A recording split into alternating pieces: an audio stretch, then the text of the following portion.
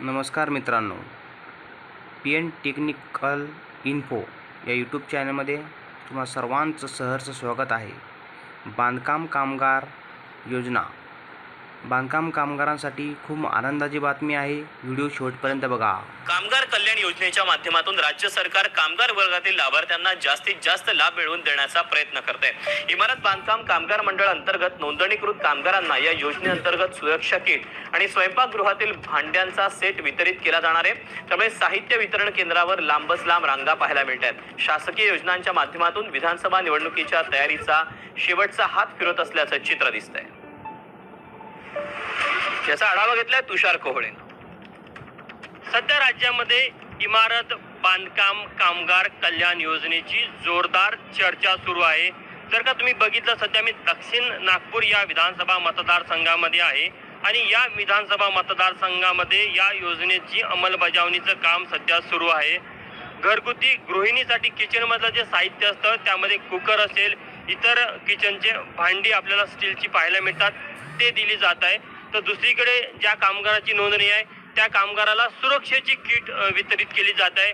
त्यामध्ये हेल्मेट असेल, इतर साहित्य असेल, बॅटरी असेल, टॉर्च, सोबतच टिफिनचा डब्बा देखील आपल्याला पाहायला मिळत आहे।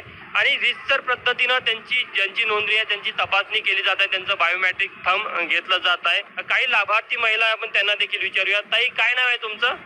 सीमा प्रशांत धिरडे नाव आहे माझं आणि मी या बांधकाम इमारत कामगारचं मी कार्ड काढलं होतं आणि त्यामध्ये आम्हाला मोहन भाऊंनी खूप मदत केली। बरं, काय काय साहित्य मिळालं तुम्हाला? साहित्य आम्हाला ड्रम आहे, कुकर आहे, कोपर आहे, घरगुती जेवढ्या वस्तू ज्या महत्त्वाच्या आहेत त्या सगळ्या दिल्या। त्यामुळे आमच्यासारख्या सामान्य गरजू महिलांना खूप मदत झाली आहे। याबद्दल आम्ही मोहन भाऊचे खूप आभार मानतो आणि त्यांना धन्यवाद म्हणतो। ताई, तुमचं नाव काय?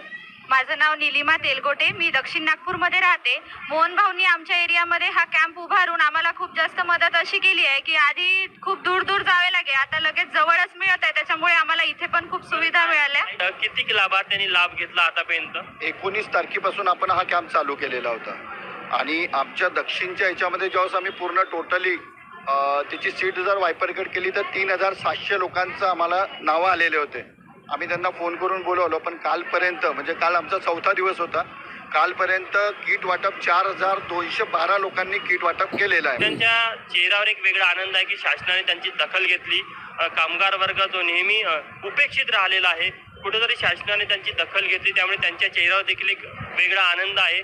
कॅमेरामॅन व्यंकटेश नायडूसह तुषार कोहळे, ABP माझा, नागपूर।